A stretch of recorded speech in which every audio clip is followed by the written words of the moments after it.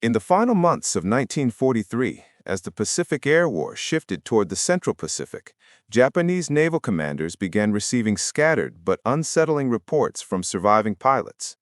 American fighters were appearing at altitudes the Zero could barely reach, diving with crushing speed from above, climbing away with power no Japanese engine could match, and refusing to engage in the traditional turning duels where the A-6M had reigned supreme since early 1942.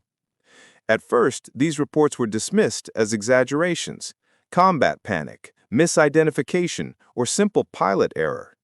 But after the first major encounters around Marcus Island and Wake, the pattern became impossible to ignore. The Americans had introduced a fighter unlike anything the Imperial Japanese Navy had seen before. Its name was the Grumman F-6F Hellcat. The Zero's reputation had been built on the early war myth that Japanese aviation operated on a superior aerodynamic philosophy: lightweight construction, extreme maneuverability, minimal armor, and long range. For a time, this philosophy dominated poorly coordinated Allied aircraft like the F-4F Wildcat, P-39, and early P-40 models. But by late 1943, the U.S. Navy and Grumman had rewritten the rulebook. The Hellcat's huge Pratt & Whitney R2800 double wasp engine delivered nearly twice the horsepower of the Zero's Nakajima Sakai, and more importantly, it maintained that power at altitude thanks to a far more advanced supercharging system. This was the first thing Japanese pilots noticed. The Hellcat fought with equal ferocity at 5,000 feet, 15,000 feet, or 30,000 feet. The Zero could not. Above 20,000 feet, the altitude band where most carrier defense and interception battles occurred, the A-6M began to suffocate. Its Sakai 21 engine, optimized for low-weight efficiency rather than high-altitude power, lost massive horsepower as air density decreased. Pilots complained that the Zero became sluggish, unable to sustain climbs or high-speed maneuvers. Meanwhile, the Hellcat still accelerated, still climbed, still rolled with authority, and still held energy like a falling hammer. Japanese after-action reports from the 5th 82nd and 201st Air Groups noted that Hellcats descend upon us from heights previously uncontested and retain speed after climbing where our engines fail. The psychological effect was immediate. For the first time in the war, Japanese pilots no longer controlled where the fight began. Early war victories against the Wildcat had been based on choosing altitude, timing, and angle of attack. Now the Americans dictated all three. Hellcats routinely started engagements at 25,000 to 30,000 feet, diving with overwhelming kinetic advantage. Zero pilots struggling to climb above 20,000 feet without stalling or overheating had no means to intercept them. Those who tried were simply swatted aside by 6.5 caliber guns whose range and striking power dwarfed the Zero's 20mm, 7.7mm armament. What shocked Japanese commanders most was how seamless the Hellcat's dominance was across multiple altitude bands. At low altitude, near the fleet, where Zero pilots once relied on tight turns to evade American fighters, the Hellcat's sheer power-to-weight ratio allowed it to fight vertically, pummeling Zeros with zoom climbs and high-angle dives that the lighter Japanese fighter could not counter. At medium altitude, where most dogfights occurred during raids on Truk and Rabaul and the Marshalls, the Hellcat's superior roll rate at high speeds allowed American pilots to make slashing attacks that minimized Zero strengths. And at high altitude, critical for protecting carrier task forces from incoming raids, the Hellcat was simply untouchable. This transformation became undeniable after the carrier raids on the Marshall Islands in late 1943. Japanese pilots attempting to intercept American strike groups reported that the Hellcats met them higher and faster than expected.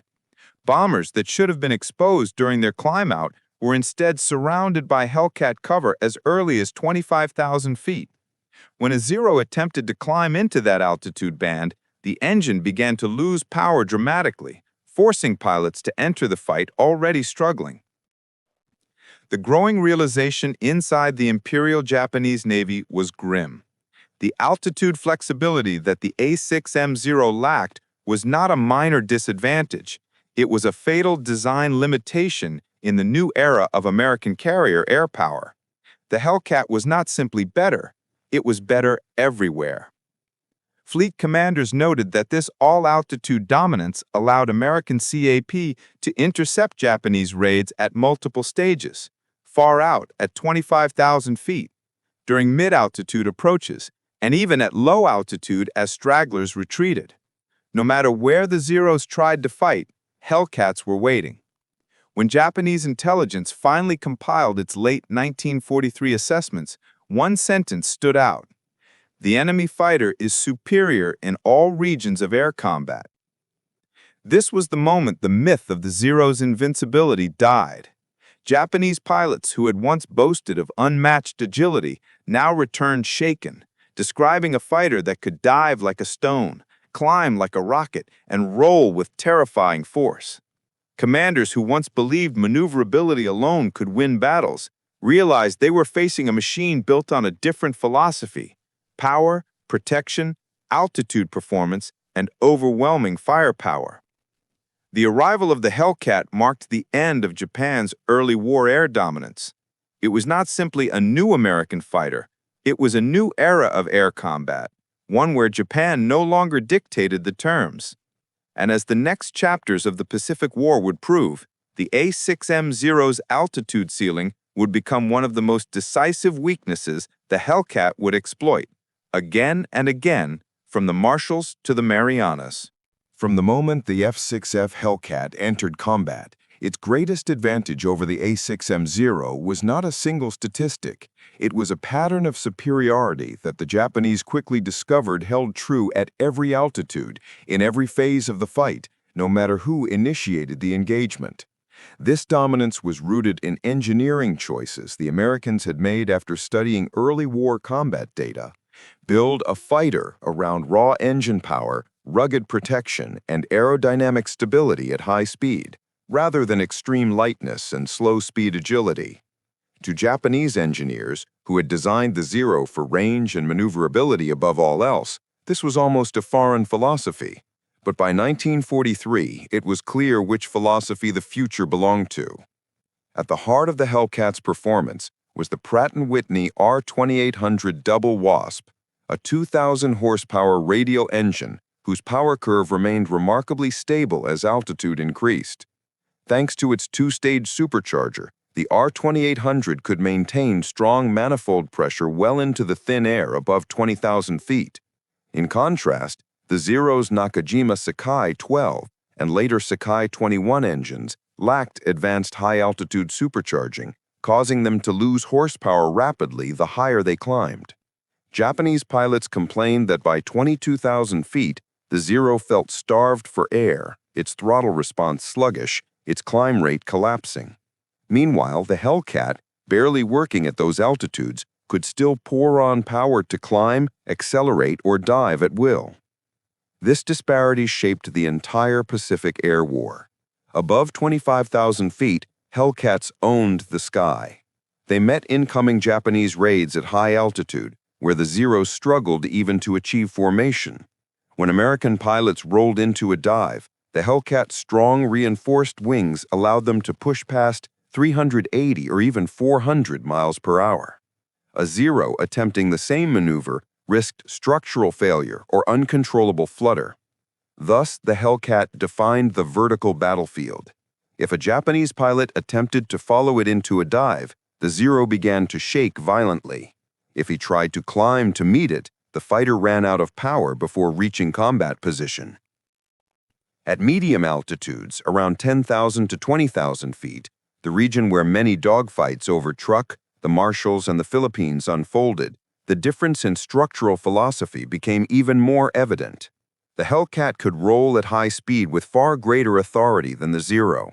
American pilots exploited this relentlessly, using slashing attacks in high-speed yo-yo maneuvers that let them fire in bursts and then break away without ever entering the Zero's preferred turning radius. Japanese aviators reported with frustration that The Hellcat refuses to turn fight, describing how its pilots used energy retention to stay above or ahead of the Zero, never giving it the slow-speed engagement it needed. These tactics were exactly what American instructors had drilled into pilots through the Thatch Weave and later high-speed boom and zoom doctrines. The Hellcat did not just enable these tactics, it amplified them. But the shock for Japanese commanders came when reports revealed that even at low altitude, where the Zero's maneuverability was supposed to offer its greatest advantage, the Hellcat still dominated many engagements. The Zero could turn tighter at stall speeds, but in real combat, where aircraft met at 250 to 300 miles per hour, turn radius mattered far less than stability, roll rate, and the ability to retain energy through a vertical loop. At these speeds, the Hellcat's broader wing and stronger ailerons allowed it to roll inside the Zero and reposition for shots that the A6M could not counter. American pilots quickly learned that if they stayed out of slow horizontal turns, they could dictate the fight even at low level. Moreover, the Hellcat's durability gave it an enormous psychological edge. While the Zero's light construction allowed it to outcircle opponents, it could not withstand punishment. A few 50 caliber eye hits were often enough to destroy or cripple it. The Hellcat, however, could absorb machine gun rounds, explosive cannon shells, and flak fragments that would have ripped a Zero apart. Pilots returned with cylinders blown off, wings full of holes, and oil coolers shredded, but they still returned. This meant Hellcat pilots could press attacks more aggressively than Zero pilots who had to fight with extreme caution to avoid even minor hits. Japanese intelligence eventually concluded that the Hellcat was strong at every altitude band, a phrase that appeared repeatedly in after-action assessments from early 1944 onward. They cataloged the aircraft's specific advantages. Its climb rate was superior at medium and high altitude. Its dive capability was far beyond anything Japan fielded. Its speed exceeded the Zero by 40 to 60 miles per hour depending on altitude. Its firepower was overwhelming, and its resilience made it possible for American pilots to fight with a confidence Japanese aviators could not match. What troubled Japanese commanders most was that this superiority translated directly to tactical flexibility. The Hellcat could intercept high-altitude bombers, escort American torpedo and dive bombers, defend the fleet, perform fighter sweeps, and still fight at low altitude without suffering performance penalties. The Zero, by contrast, was forced into a narrower band of optimal conditions, low to mid-altitude, turning fights, and engagements that relied on surprise rather than brute speed or power. By 1943, the Imperial Japanese Navy realized the grim reality: they were fighting an aircraft that had no obvious weakness. The Zero's design, once praised as revolutionary, now looked dangerously outdated. Its designers had gambled everything on maneuverability and range, at the cost of armor, firepower, and altitude performance. In the early war, this gamble paid off, but in the face of an opponent built around power, survivability, and multi-altitude dominance, the gamble had become a strategic liability. The Hellcat did more than outperform the Zero. It redefined what a naval fighter needed to be: fast, rugged, deadly, and capable of fighting wherever the enemy tried to hide.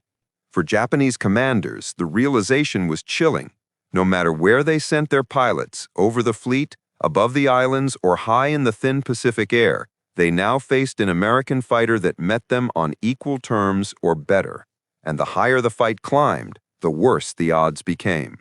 The first real proof that the Hellcat dominated every altitude band arrived not in grand fleet engagements, but in the probing raids of late 1943, when the U.S. Navy began testing its new fighter in limited operations against Japanese outposts.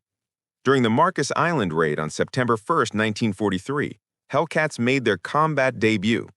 Japanese pilots from the 251st Air Group scrambled to intercept what they believed were Wildcats or early war American types.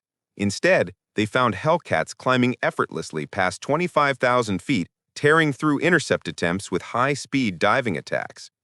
After-action reports described engagements where the Zero pilots could not follow the enemy into the vertical and were unable to prevent American bombers from striking the island. Although small in scale, Marcus Island was a warning. 2 months later, during operations around Wake Island, the pattern repeated itself, now in larger numbers. Task Force 58 unleashed Hellcats in fighter sweeps over the island, where Zeros attempted to intercept from mid-altitude. Hellcat pilots used the same formula repeatedly. Climb above the Zero, roll into a dive, and fire short bursts of 50 caliber rounds that shredded the lightly built Japanese fighters. Pilots returning to Japanese bases described the new American aircraft as impossible to counter in the vertical, a theme that would echo through every subsequent battle.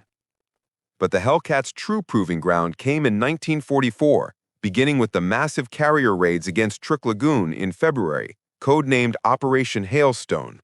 Truk, often called the Gibraltar of the Pacific, was Japan's major forward base, defended by experienced pilots flying the A6M50, the best variant available at that time. Here, altitude mattered more than ever.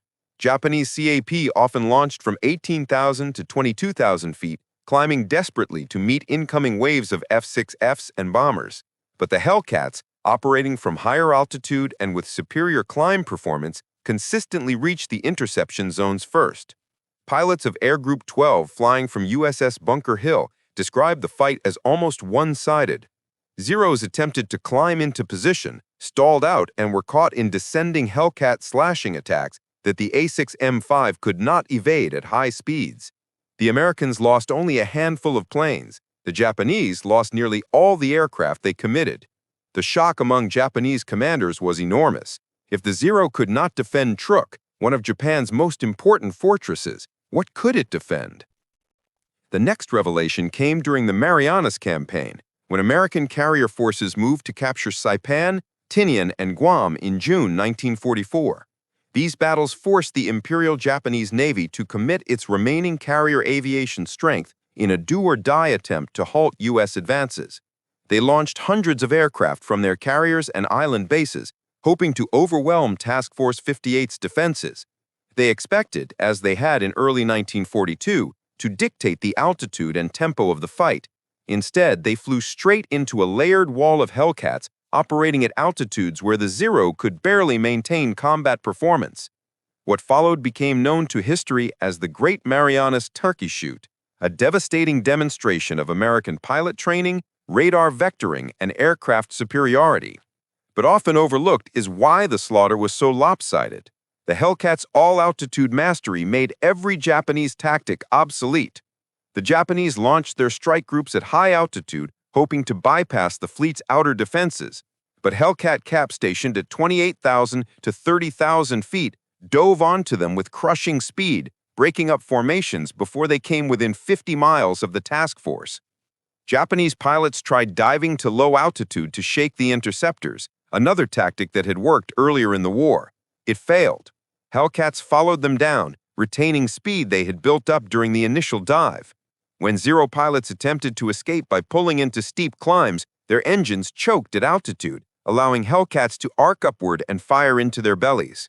Japanese operations logs from the 1st Carrier Air Fleet recorded shockingly high losses, as many as 346 aircraft destroyed on June 19th alone, compared to around 30 American aircraft lost.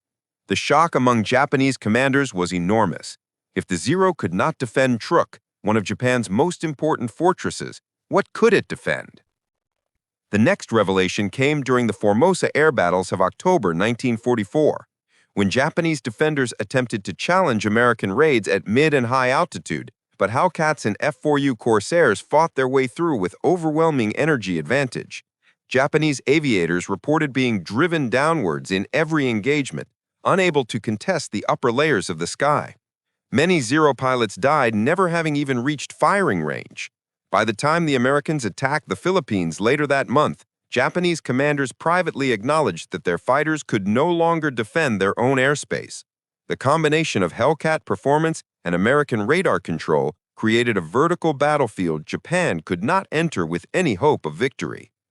The Hellcat also proved its strength in fighter-versus-fighter sweeps, such as the raids on Luzon and Clark Field.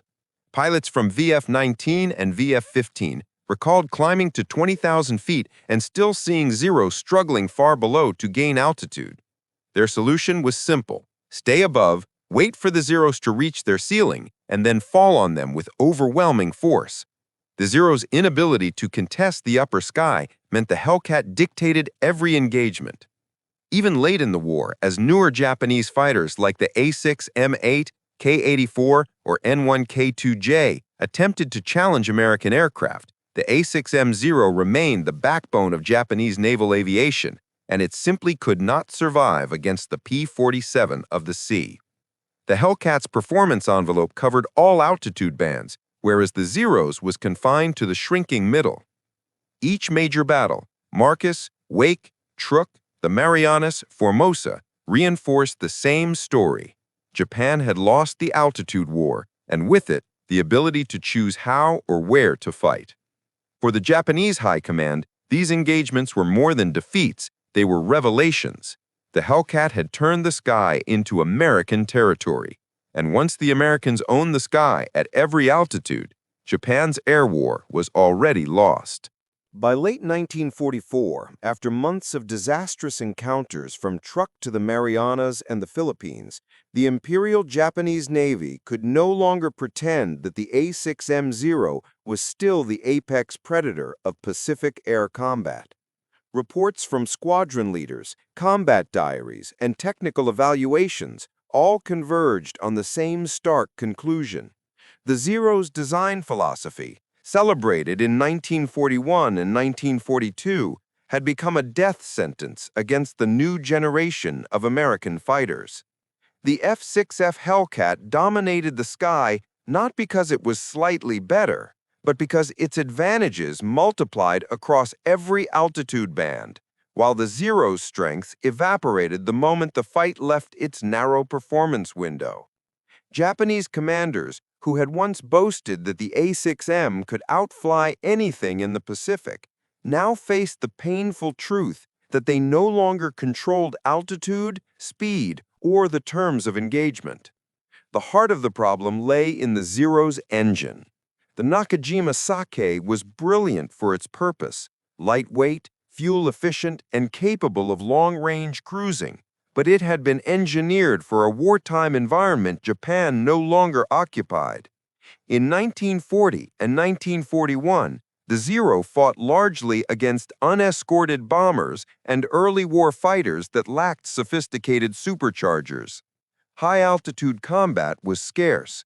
The Zero did not need to excel above 20,000 feet because its opponents rarely operated there. But when Hellcats entered the war, everything changed. The R-2800 Double Wasp maintained power throughout its climb curve, creating a fighter whose performance barely degraded at altitude.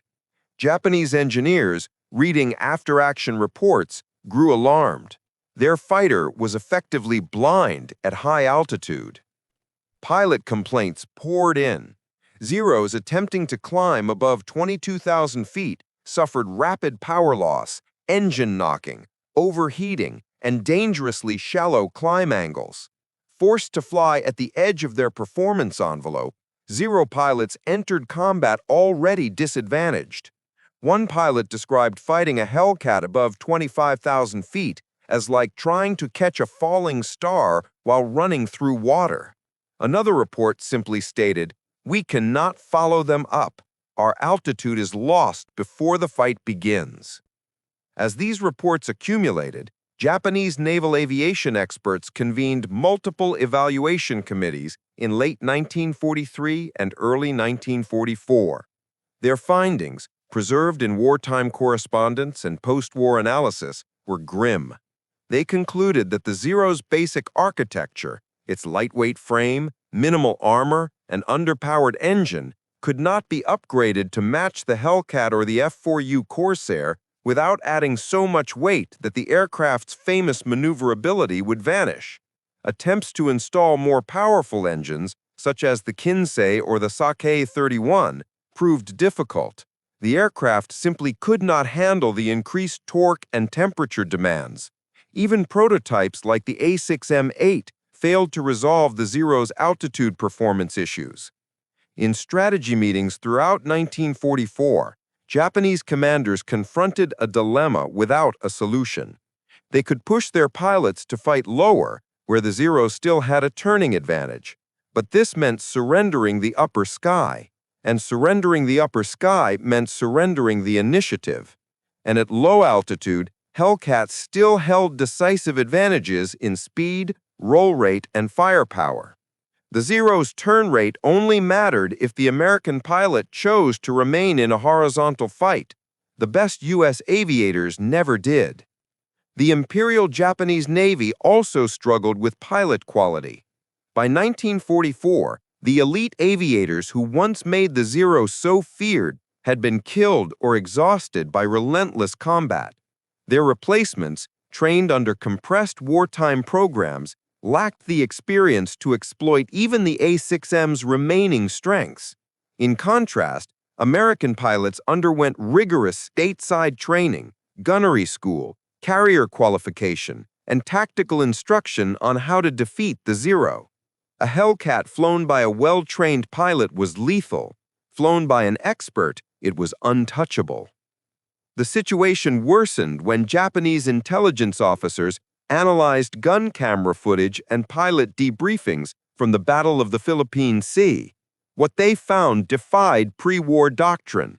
The Zero was supposed to outmaneuver heavier American fighters, yet footage showed Zeros failing to turn quickly at high speed, failing to climb, and failing to retain energy during merges. At higher altitudes, the aircraft appeared sluggish, barely able to reposition. Hellcats, on the other hand, used the vertical axis, something Japanese doctrine had never emphasized, to dominate every fight. By autumn 1944, Japanese commanders recognized that their fighter force had become strategically obsolete. This was not merely a question of numbers, though U.S. carrier production dwarfed Japan's. It was a matter of performance mismatch. The Hellcat's ability to operate from sea level to 30,000 feet meant Japan no longer had a safe altitude band in which to engage. Even worse, the Zero's greatest advantage, its slow-speed agility, was practically irrelevant in modern combat, where engagements occurred at high closing speeds and where energy maneuvering, not tight turning, determined victory. Desperation led to desperate measures. Japan deployed new aircraft such as the N-1K-2J Shiden-Kai and Ki-84 Hayate, which could challenge the Hellcat in certain conditions. But these aircraft arrived too late and in too small numbers, and they did not change the reality that the A-6M-0 remained the most widely deployed Japanese fighter. With American offensives accelerating across the Pacific, Japanese carrier aviation collapsed, leaving land-based Zeros to face Hellcats that now escorted long-range strikes deep into Japan's territory. In the end, the Zero's fate was sealed by the very qualities that once made it great. Its lightweight construction, once a triumph of engineering, became a liability in a war that survivability mattered. Its engine, efficient but underpowered, could not compete with American supercharged radials. Its doctrine, focused on turning duels, had been outgrown by a new era of three-dimensional air combat. Japanese commanders understood all of this by the end of 1944, but there was nothing they could do. The Hellcat did not merely outperform the Zero at certain altitudes, it removed altitude as a factor entirely. Wherever the Zeros flew, Hellcats were above them, faster than them, stronger than them, and ready to strike with a decisiveness the Japanese could no longer match. What had begun as tactical inferiority became strategic hopelessness, and in that hopelessness lay the final realization of the Pacific Air War. The Zero was an aircraft built for 1941. The Hellcat was a fighter built for 1944, and for every year of aerial combat to come. By the final phase of the Pacific War in 1945, the transformation was undeniable. The A-6M-0, once the terror of the skies over China, Malaya, and the early Pacific, had become a relic of a vanished age, outclassed in every measurable category by the F-6F Hellcat. What made this transformation extraordinary was not just the technical superiority of the Hellcat itself, but the broader implications of what it represented. The Hellcat marked the arrival of a new doctrine of naval air warfare, one based on altitude control, engine power, and survivability, and its mastery over the Zero symbolized the moment Japan irrevocably lost the air initiative across the Pacific. In 1941, the Zero had epitomized a design philosophy rooted in long-range patrol warfare, anti-bomber defense, and the need to project power across the vast distances of the Pacific Basin. Its ability to operate from primitive airstrips, its unbelievable range, and its extremely light control response made it perfect for Japan's early offensives. At that stage, it was the right aircraft for the right war. But the war changed, and the Zero could not change with it. Once American industry reached full wartime production, the strategic picture shifted. The U.S. Navy no longer fought defensive battles from hastily prepared carriers.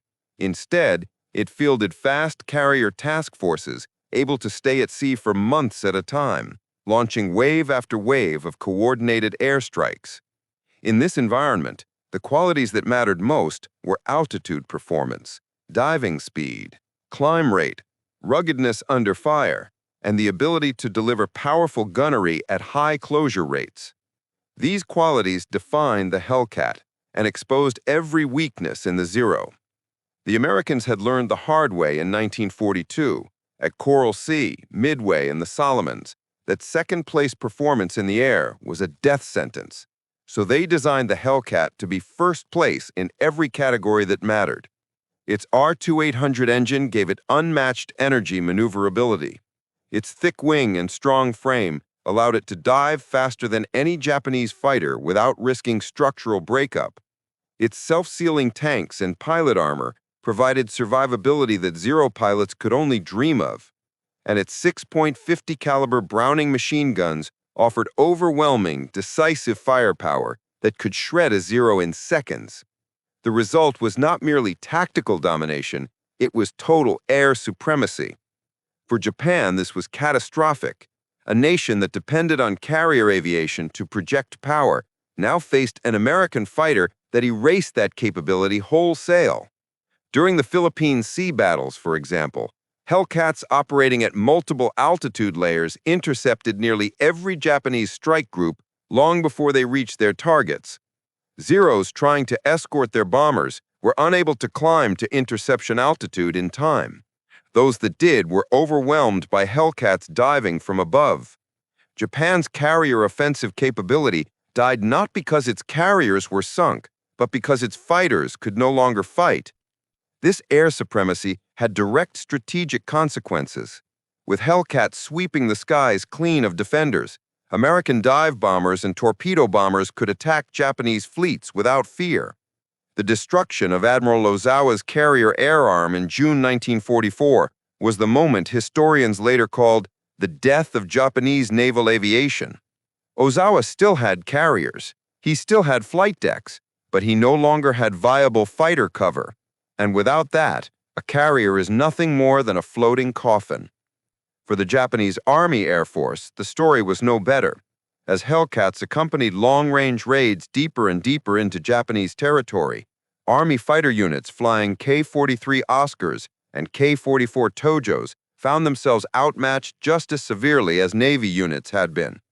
Even newer fighters like the N-1K2J Shidenkai could not be produced in large enough numbers to make a difference, and they never solved the systemic altitude disadvantage Japan faced. When Hellcats escorted B-29s over the home islands late in the war, the Japanese could no longer stop them, not at low altitude, not at medium altitude, and certainly not at high altitude. The collapse of Japanese air strength had ripple effects across the Pacific battlefield. Without air cover, Japanese convoys were annihilated by carrier raids and submarine attacks. Without fighter protection, Japanese ground forces from Burma to Luzon were pounded by P-47s, F-6Fs, and F-4Us. Without the ability to contest the sky, Japan's remaining ships, battleships, cruisers, even super battleships like Yamato, were deathly vulnerable to coordinated American airstrikes.